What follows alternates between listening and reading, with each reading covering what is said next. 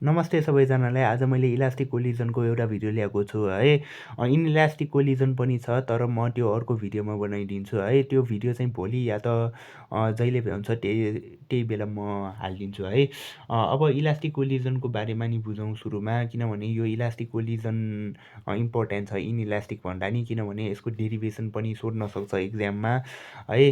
अब यो कोलिजन भनेको के हो त्यो कुरा बुझौँ है त। कोलिजन भन्नाले दुई बिच जब ठक्कर हुन्छ नि, दुईवटा अब्जेक्ट जब ठक्कर खान्छ नि, तब त्यो प्रोसेसलाई हामी के भन्छौँ, कोलिजन भन्छौँ। त्यो कुरा त तिमीहरू सबैलाई थाहा छ। तर इलास्टिक कोलिजन भनेको चाहिँ कस्तो त, त्यो कुरा चाहिँ अलिक बुझ्नुपर्ने हुन्छ है। कोलिजन के हो भनेर त सोध्दैन एक्जाममा, तर इलास्टिक कोलिजन के हो भनेर चाहिँ सोध्छ क्या। सो इलास्टिक कोलिजन के हो भनेर नि बुझौँ है। इलास्टिक कोलिजन भन्नाले त्यस्तो कोलिजन हो जसमा होइन, त्यस्तो ठक्कर हो जसमा तिम्रो मोमेन्टम र काइनेटिक एनर्जी के हुन्छ, कन्जर्भ हुन्छ। त्यसको अर्थ के भयो त, फाइनल मोमेन्टम र फाइनल काइनेटिक एनर्जी चाहिँ इनिसियल मोमेन्टम र काइनेटिक एनर्जीसँग इक्वल हुन्छ भनेको क्या। फाइनल काइनेटिक एनर्जी र इनिसियल काइनेटिक इक्वल हुन्छ, अनि फाइनल मोमेन्टम चाहिँ इनिसियल मोमेन्टमसँग इक्वल हुन्छ भनेको हो क्या, अरू केही होइन है। अब त्यो कुरा डायग्रामेटिकल्ली नि बुझौँ है। अब डायग्राममा चाहिँ के छ भने नि, M1 र M2 भन्ने दुईवटा अब्जेक्ट छ है, जुन चाहिँ मुभ भइरहेछ U1 र U2 भेलोसिटीले। U1 भन्नाले यसको इनिसियल भेलोसिटी, U2 भन्नाले यसको इनिसियल भेलोसिटी है। यिनीहरू दुईवटा चाहिँ मुभ गरिरहेछ। हामीले एउटा कुरा के मानिरहेछौँ भने नि, U1 is greater than U2 भन्नाले के बुझ्यौँ त, यसको भेलोसिटी चाहिँ यसको भन्दा नि बेसी छ भन्नाले यसले एउटा सर्टेन टाइम पिरियडमा चाहिँ यसलाई कोलाइड गर्छ क्या, भन्नाले यो दुई बिच ठक्कर खान्छ क्या, भन्नाले हो नि त होइन। यसको भेलोसिटी बेसी भएपछि त यसलाई ठेलिहाल्छ नि, ठेल्दैन र हो, त्यही भएको हो कि यहाँनिर है। ल सो U1 चाहिँ U2 भन्दा बेसी हुन्छ, ताकि यो दुई बिच कोलिजन होस् क्या है। कोलिजन भइसकेपछि यो दुई बिच दुईवटा के हुन्छ, छुट्टिएर जान्छ क्या है। V1 भेलोसिटीले यो अब्जेक्ट छुट्टिन्छ, V2 भेलोसिटीले यो अब्जेक्ट छुट्टिन्छ है। V1 र V2 यसको दुईवटाको फाइनल भेलोसिटी हो है। U1 र U2 यसको दुईवटा बिचको इनिसियल भेलोसिटी हो है। ल अब अघि मैले के भनेको, यसको काइनेटिक एनर्जी र यसको काइनेटिक एनर्जीसँग इक्वल हुन्छ, यसको काइनेटिक एनर्जी र युएसको काइनेटिक एनर्जीसँग इक्वल हुन्छ।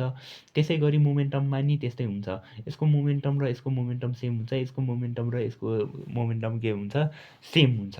भन्नाले अब PI equals to PF, PI भन्नाले इनिसियल मोमेन्टम, पिएफ भन्नाले फाइनल मोमेन्टम है। M1 U1 plus M2 U2, यो भनेको चाहिँ फाइनल इनिसियल मोमेन्टम भयो। यो चाहिँ final momentum M1 V1 plus M2 V2 है। M1लाई M1 सँगै राखिदिउँ, M2लाई M2 सँगै राखिदिउँ है। M1 U1 minus M1 V1 equals to M2 V2 minus M2 U2 है। यसलाई उता सारेको, यसलाई यता ल्याएको के है। M1 U1 minus V1 equals to M2 common लिएको है, V2 माइनस U2। अब यो यसलाई चाहिँ इक्वेसन आई मानौँ। त्यसै गरी काइनेटिक एनर्जी पनि यो दुईवटाको सेम हुन्छ है। So KEI equals to KEF है, भन्नाले initial kinetic is equal to final kinetic energy है। 1/2 M1 U1 को स्क्वायर प्लस 1/2 देखिरहेछ ए ल, M2 दुईवटाको काइनेटिक एनर्जी सेम हुन्छ क्या। यसको काइनेटिक एनर्जी यो भयो, यसको काइनेटिक एनर्जी यो भयो। M2 U2 square equals to अब यसको kinetic energy M1 V1 square, यसको kinetic energy plus M2 V2 square है। ल यसमा पनि M2लाई M2सँग M1लाई M1सँग राखिदिउँ। अब हाफ हाफ त सबैमा कमनै छ, सो काटिदिए नि भयो। हो ल, m1लाई m1 सँगै, m1लाई m1 सँगै, m2लाई m2 सँगै,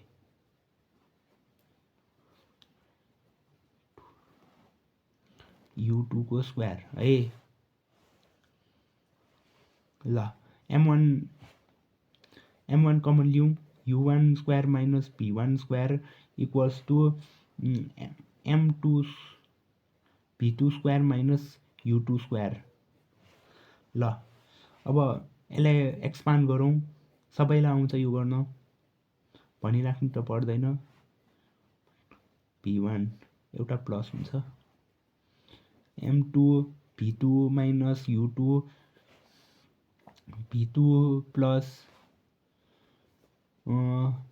u2 हो। ल यो इक्वेसन सेकेन्ड। ल यसै गरी दुईटै इक्वेसन हामीसँग आयो हो। यति भइसकेपछि के गर्ने त, अब यो यसलाई यसले डिभाइड गरिदिने है, dividing equation second by first है त। यसले डिभाइड गरिदेऊ है, m1 एउटा स्टेप गरिदिइरहेको छु है यता। ल u1 minus v1 u1 plus v1 equals to m2 v2 minus u2 v2 plus u2 है, divided by m1 u1 minus v1 divided by, mistake हुन्छ क्या यस्तो केसमा, त्यही भएर बिस्तारै गर्नुपर्छ, m2 v2 माइनस u2 है। यो र यो क्यान्सल आउट, यो र यो क्यान्सल आउट, यो क्यान्सल है, u1 प्लस यो कति v1 equals to v2 plus u2 है। ल अब सुरुमा हामीलाई v1 निकालौँ, यसलाई उता सारेर v1 equals to v2 plus u2 minus u1 है।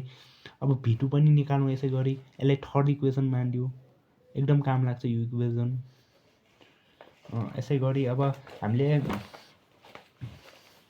के मान्नु पर्यो, v2 को भ्याल्यु पनि निकाल्नु पर्यो है।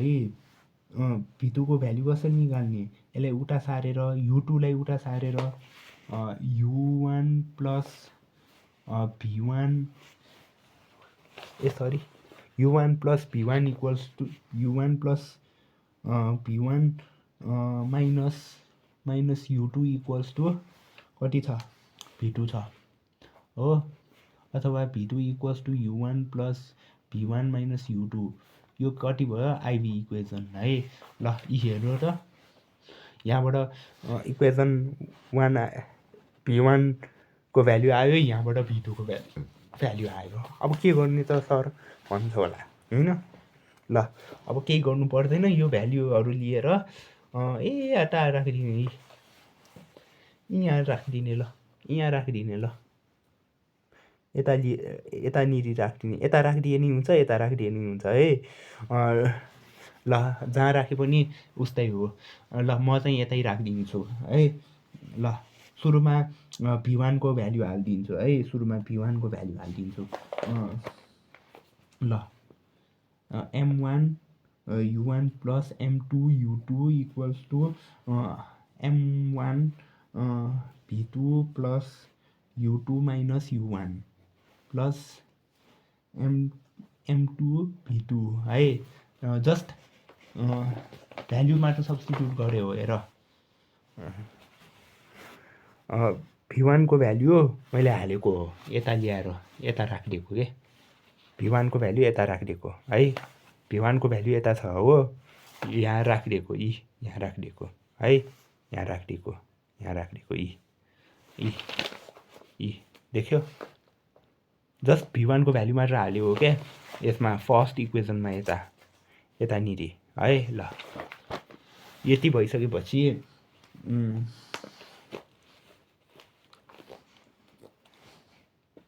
m1 u1 plus m2 u2 bracket खोलिदिउँ m1 v2 plus m1 u2 minus m1 u1 plus m2 u2 u2 हो कि कति हो v2 रहेछ u2 राखिदिएछ v2 हो है v2 हो ल भनेपछि अब यहाँ के गर्नु पर्यो त ल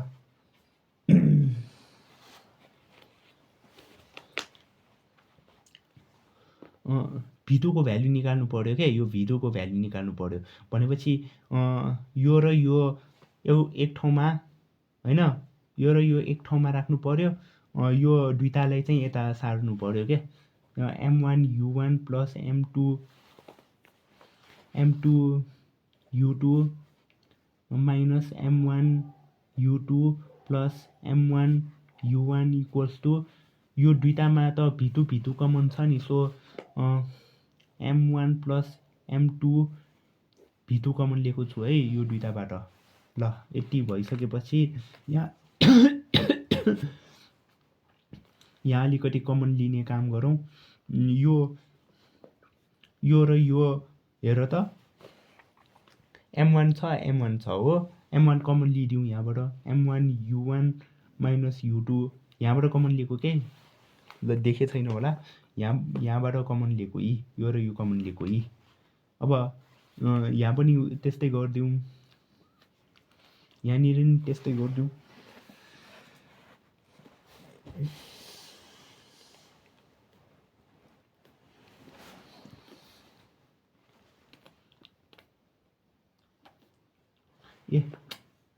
यहाँ अलिकति मिस्टेक भएछ यो र यो हेर्ने के यो र यो है अनि यो र यो हेर त कस्तो मिस्टेक भएको u2 कमन ल्याउ त यहाँबाट m2 हैन m2 माइनस m1 u2 अनि यहाँबाट प्लस गरिदिउँ त यो दुईटालाई प्लस गर्यो भने के हुन्छ 2m1 u1 हुन्छ है यता हेर त यो दुईटा सेम छ नि m1 u1 दुईटालाई प्लस गरिदिएँ हो ल यहाँबाट मैले u2 कमन लिएँ m2 u2 minus m1 u2 m2 u2 minus m1 u2 है ल भनेपछि equals to m1 plus m2 है m1 प्लस m2 v2 है v2 लाई आइसोलेट गरिदिउँ यसलाई उतापट्टि सार्दिउँ m2 minus m1 divided by m1 plus m2 plus 2m1 u1 ल यति हो सक्यो यो v2 को भ्यालु निस्क्यो अब यसै गरी v1 को भ्यालु पनि निकालिदिउँ त ल धेरै हल्ला नगरिकन कति टाइम भयो 13 मिनेट भइसक्यो रहेछ ल अब यस्तै गरी हामीले के को भ्यालु निकाल्नु पर्यो v1 को भ्यालु निकाल्नु पर्यो है v1 को भ्यालुको लागि हामीले अघिकै इक्वेसन हेर्ने हो अघिकै फर्स्ट इक्वेसनलाई नै हेर्ने हो यो इक्वेसनलाई नै हेर्ने हो यो इक्वेसनलाई नै हेर्ने हो है ल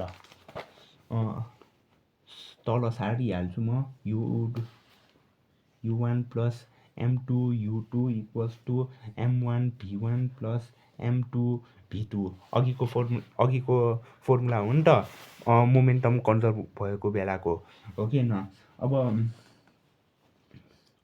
m1 u1 plus m2 u2 equals to m1 v1 plus अब यो v2 को भ्यालु हालिदिने क्या v2 को भ्यालु कति छ हेर त यहाँ माथि नै छ यो भ्यालु चाहिँ यता राखिदिने अघि v1 को भ्यालु राखेको थियो अघि v1 को भ्यालु राखेको थियो अहिले v2 को भ्यालु राखेको क्या ताकि v1 को भ्यालु आओस् है u1 plus v1 minus u2 यो u2 हो है यो u2 हो खोइ कसरी भएछ यो u2 हो है मिलाऊ m1 u1 plus m2 u2 equals to m1 v1 plus m2 u1 plus m2 v1 minus m2 u2 है। ल यति भयो। जस्ट ब्राकेट मात्र त खोल्यो हुने होइन र अरू केही गरेकै छैन।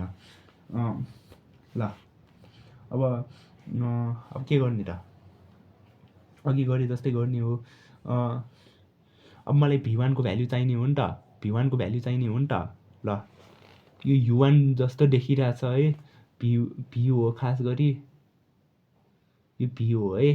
ल ओके, यो m1 v1 र m2 v1 लाई सँगै राखिदिउँ है, बाँकी चिजलाई उता सारिदिउँ। m1 u1 plus m2 u2 minus m2 u1, अब यसलाई पनि यता राखिदिउँ। m2 u2 इक्वल्स टु यहाँबाट यो दुईटा, यहाँबाट v1 कमन लिउँ, m1 प्लस m2 v1 है। ल यति भइसकेपछि यहाँबाट यो u1 कमन लिउँ, यो र योबाट u1 कमन ल्याऊ, देख्यौ, यो र योबाट u1 कमन ल्याऊ, कस्तो देखिन्छ हेर है, m2 u1 कमन आयो हो। ल अब यो दुईटा त सेम छ, यो दुईटा त सेम छ भनेपछि 2 प्लस 2 दुईटा भयो सेम भएपछि त एडिसन भइहाल्छ नि होइन, m1 प्लस m2। अब त्यसपछि के गर्ने हो भनेर सबैलाई थाहा छ, यो v1 है, यो जस्तै लेखिदिन्छु कि म, v1 इक्वल्स टु अब यो यतापट्टि आउँछ m1 minus m2 divided by m1 plus m2 u1 plus m2 u2 divided by m1 plus m2 हो। यो फर्मुला चाहिँ के को लागि, v1 को लागि, यो फर्मुला चाहिँ के को लागि, यो फर्मुला चाहिँ के को लागि, v2 को लागि यी है। ल हेर त यो राम्ररी हेर्नु होला है, इलास्टिक र इनइलास्टिक कोलिजनको बारेमा।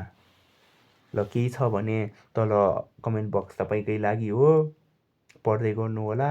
धन्यवाद। आजको लागि यति नै।